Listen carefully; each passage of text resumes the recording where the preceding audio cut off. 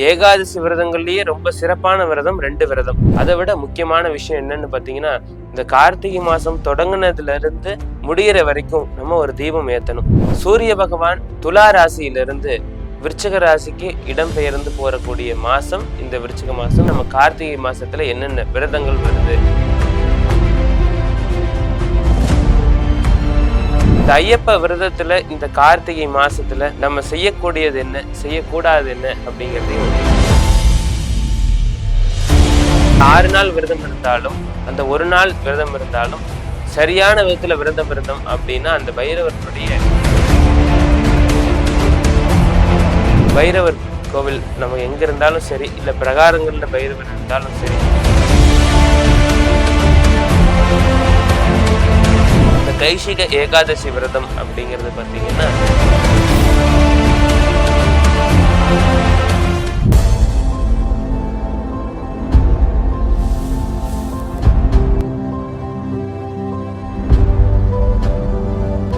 Sri Varahi TV நேயர்கள் அனைவருக்கும் இனிய நமஸ்காரங்கள். இன்னைக்கு வரக்கூடிய கார்த்திகை மாசம், அதாவது விருச்சிக மாசம்னு சொல்லுவாங்க. சூரிய பகவான் விருச்சிக ராசிக்கு போற நாள, அதாவது இந்த போற மாசத்தை பார்த்தீங்கன்னா இந்த விருச்சிக மாசம்னு சொல்லுவாங்க. இப்போ வரக்கூடிய கார்த்திகை மாசம், அதாவது விருச்சிக மாசம்னு சொல்லுவாங்க. சூரிய பகவான் துலா ராசியிலிருந்து விருச்சிக ராசிக்கு இடம்பெயர்ந்து போறக்கூடிய மாசம் இந்த விருச்சிக மாசம். இந்த விருச்சிக மாசம் முழுக்க சூரிய பகவான் விருச்சிக ராசியில தான் இருக்கார்.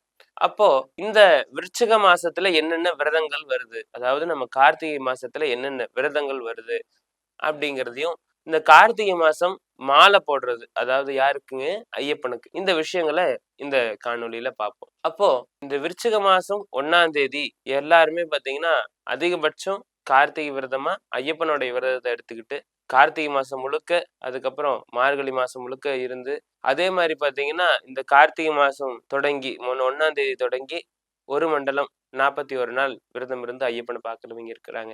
இப்படி இருக்கும்போது இந்த ஐயப்ப விரதத்துல இந்த கார்த்திகை மாசத்துல நம்ம செய்யக்கூடியது என்ன, செய்யக்கூடாது என்ன அப்படிங்கிறதையும் பார்க்கலாம். முதல்ல செய்யக்கூடாது என்ன, நம்ம எப்ப விரதம் இருந்தாலும் சரி, அது எந்த தெய்வத்துக்கு இருந்தாலும் சரி, முதல்ல காலை வேளையிலையும் மாலை வேளையிலையும் குளிக்கிற பழக்கத்தை வச்சுக்கணும். 2 நேரம் குளிச்சுட்டு இந்த ஐயப்ப மலைக்கு போகக்கூடிய இந்த சுவாமிமார்கள் இங்க இருக்கிற நேரத்துல காலையிலையும் மாலையிலையும் குளிச்சுட்டு சரண கோஷம் 108 சரணம் சுவாமியே சரணம் ஐயப்பா கூட ஒரு 108 சரணம் வரும். அந்த சரண கோஷத்தை சொல்லணும்.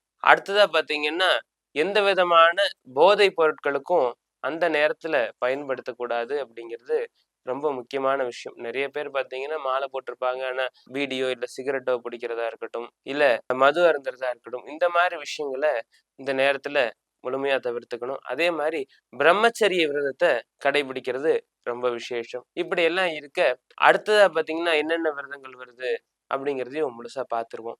இப்போ கார்த்திகை முதல் தேதி சொல்லிட்டோம் ஐயப்பனுடைய விரதம். அடுத்ததா போக போக போக போக சம்ப சஷ்டி விரதம் வருது. அதே மாதிரி பாத்தீங்கன்னா உங்களுக்கு கைசிக ஏகாதசி விரதம் வருது. அதுக்கப்புறம் கார்த்திகை தீபம் வருது. இப்படி எல்லாம் இருக்கு. இப்போ சம்ப சஷ்டி அப்படிங்கிற விஷயத்துல என்னன்னு பாத்தீங்கன்னா, பைரவர் செம்பகாசுரனை வதம் பண்ண தினம்தான் இந்த செம்ப சஷ்டி. அதாவது சிவபெருமான் கிட்ட தவம் இருந்து வரம் வாங்கின அந்தகாசுரன் சம்பகாசுரன்னு 2 அசுரர்கள்.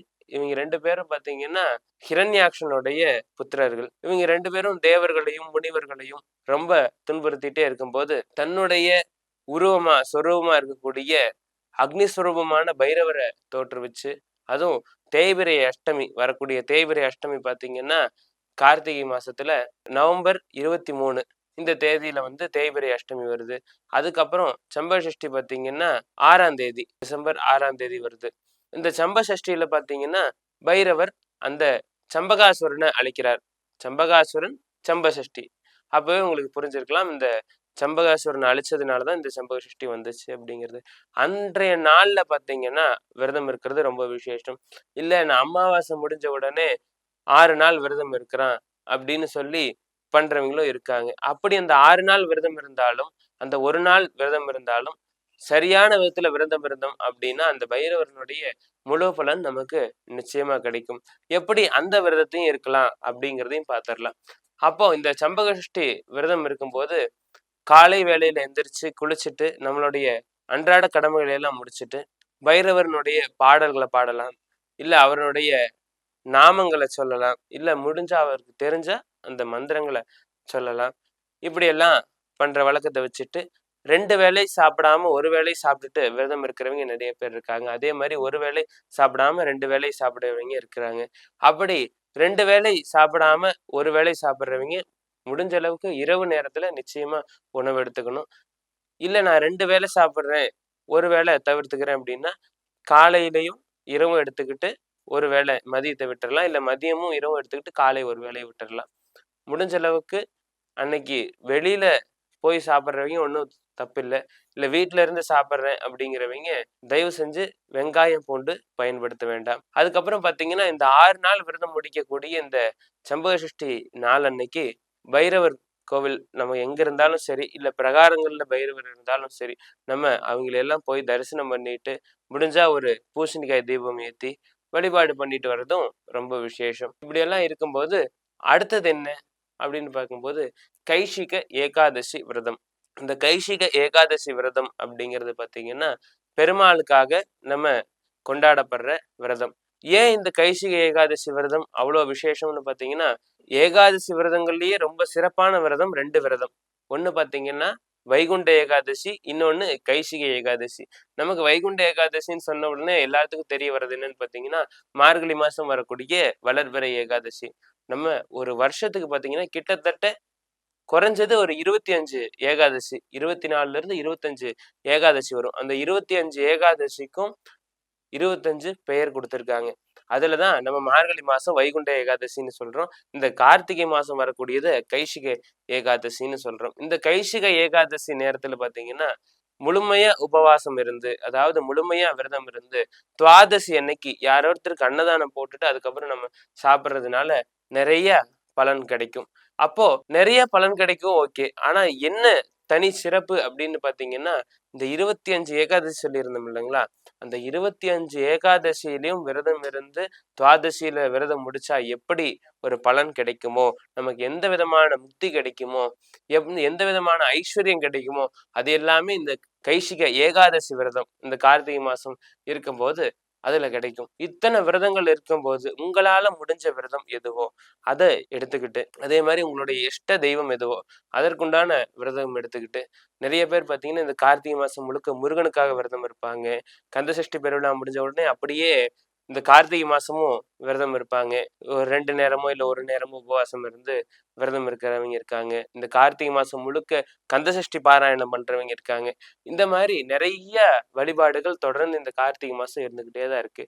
அதுல ஏதாவது ஒரு வழிபாடாவது இந்த மாசம் நம்ம செஞ்சுக்கிட்டே இருக்கணும். அதை விட முக்கியமான விஷயம் என்னன்னு பாத்தீங்கன்னா, இந்த கார்த்திகை மாசம் தொடங்குனதுல இருந்து முடியிற வரைக்கும் நம்ம ஒரு தீபம் ஏத்தணும். வீட்டு வாசல்லையும் நம்மளுடைய பூஜை அறையிலையும். அதே மாதிரி பாத்தீங்கன்னா அந்த கார்த்திகை தீபத்தன்னைக்கு நம்ம வீடு முழுக்க தீபம் ஏத்தலாம். எல்லாரும் பண்ற விஷயம்தான். ஆனா நம்ம கார்த்திகை முழுக்க நம்ம வீடு முழுக்க தீபம் ஏத்தலைனாலும் அந்த கார்த்திகை தீபத்தன்னைக்கு மட்டுமாவது நம்ம வீடு முழுக்க தீபம் ஏத்திட்டு மற்ற நாட்கள்ல வாசல்லையும் நம்ம பூஜை அறையிலையும் ஏத்திக்கலாம். அப்போ வாசல்ல ஏன் ஏத்தணும் அப்படின்னு பாத்தீங்கன்னா, கார்த்திகை மாசம் மாலை வேளையில நம்ம வாசல்ல தீபம் ஏத்தும் போது அது வழியா மகாலட்சுமி நம்ம வீட்டுக்கு வருவா, அதுக்கு ஒரு வழி காட்டுற மாதிரி அந்த தீபம் இருக்கும் அப்படின்னு சொல்லுவாங்க.